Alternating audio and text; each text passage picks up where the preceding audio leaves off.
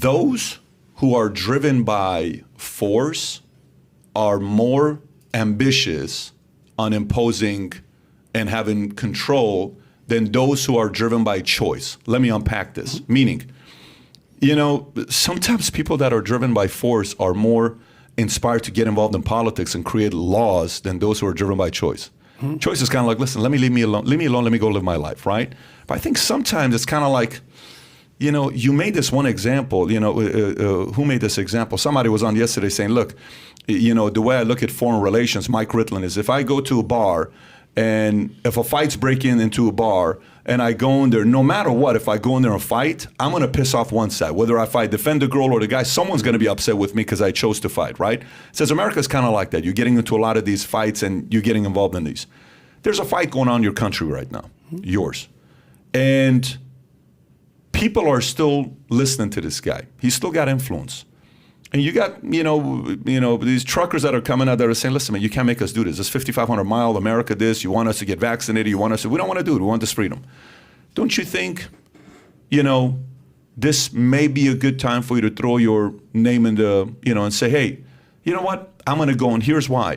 Because I think 100 years from now, when we sit here and talk about who was the main philosopher when Lincoln was president, only people in that world are going to know who that person is, but everyone's going to know who Lincoln is and what Lincoln did and the impact he made, right?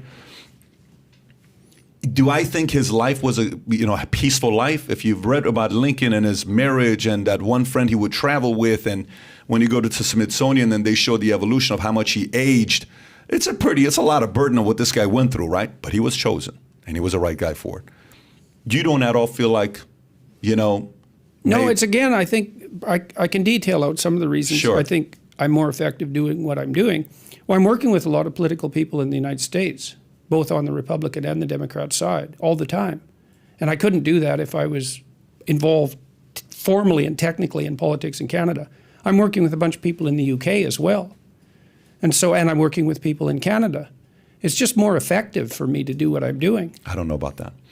I don't know. Well, I can give you an example with the truckers, Yeah. So, and a couple of examples. Sure. So, a week and a half ago, the former premier of Newfoundland, so equivalent of the governor of a state, he was the premier in the 1980s. And he was one of the drafters of the Canadian Charter of Rights. So he actually wrote it with a bunch of other people, but he was one of them. And he's a mainstream, solidly admired politician across the spectrum, regarded as a decent guy. Mm-hmm. And he mounted a constitutional challenge to the vaccine mandates, announced it a week ago, stating that, they put an emergency provision in the charter saying that under certain emergency conditions, true emergencies, that charter rights could be suspended in the case of a national emergency. But he's not convinced in the least that the COVID epidemic, even at its height, constituted such an emergency. He said that was not the intent of the drafters and certainly doesn't constitute that emergency now. And so he talked me through this, and I thought, well, isn't this interesting? We have a person who actually drafted the Charter of Rights saying that and a former premier of a major province saying that the government is acting in an essentially unconstitutional manner. I don't think that's ever happened in the history of a Western democracy. And I said, well, okay, that's something. He's 82 now, sharp as a tack. Why do you want to announce this on my podcast? Because that's preposterous. And he said, well, our team has talked it over and we don't think there's one news source in Canada that will handle this credibly. And I thought, that's not good. So we released that a week and a half ago, which was timed very nicely, as it turned out, with the truckers' protest, because people are saying, well, are the truckers breaking the law? And the question is, well, just exactly who's breaking the law here? And that's by no means obvious. And so that was extremely helpful. And then about a few days after that, I released another video calling on the conservative types in Canada to seize the moment, given this popular uprising and the fact that countries all over the world are dropping the COVID mandates, to seize the moment and drop the mandates at a provincial level. Enough is enough. And somebody's got to be the first actor. And so that got 1.5 million views in no time flat. And so I'm able to play a useful role as a on the media front, weirdly enough, but also as someone who's standing apart from the details of the political fray. I mean, I get that, but it's like saying if Reagan would have stayed being the B actor or at GE, getting paid $1 million a year to go around the world and talking about his political philosophies and how great GE is, or president of SAG, would he have been able to tell Gorbachev to take that wall down? I don't think so. Would he have influenced a country like Russia to become a little bit more free, where people are staying, they're not leaving, they're a little bit more comfortable staying there because now there's a capitalistic opportunity, it's no longer communism. Karl Marx and Engels and those guys don't have the influence that they had before because Stalin and Lenin and what travesty they did to people. Does that credit go to Gorbachev? Does it go to who? It goes to Reagan, right? So if you think about Churchill and Chamberlain, it goes to Solzhenitsyn too. I totally get that. He was obviously a writer, and so it's not like, you know what I'm saying. It's not like the political domain doesn't have its purpose and its function, but there's a lot I would have to stop doing if I did that, and it isn't obvious to me that that's the right thing for me to do. Partly, again, because I started doing what I'm doing back in, say, probably 1985, because I realized that one of the pathways to totalitarian catastrophe was deceit at the individual level. This is something that Solzhenitsyn made very much of, Orwell as well, Huxley as well. These great thinkers concluded in the aftermath of these totalitarian catastrophes that there was an integral link between pathology at the individual level, which was fundamentally the willingness to use deceit in an instrumental manner. I'll lie to you to get what I want, and authoritarian catastrophe, and that it was a direct causal link. And I actually buy that argument. Mm-hmm. I think that's literally true. And so partly what I'm doing, I hope, is helping people walk through thinking about why telling the truth is a good idea.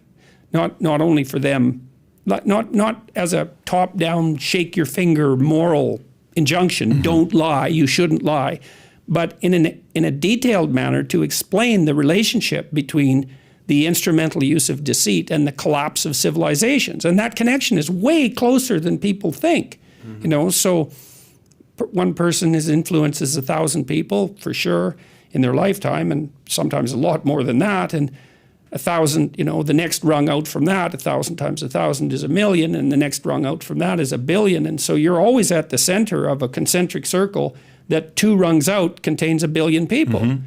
Well, it turns out that what you do matters. And basically what I'm doing, as I hope, is touring and talking to people face-to-face in these lectures, for example, and making the case that it's a terrifying case. Everyone says, well, we want meaning in our life.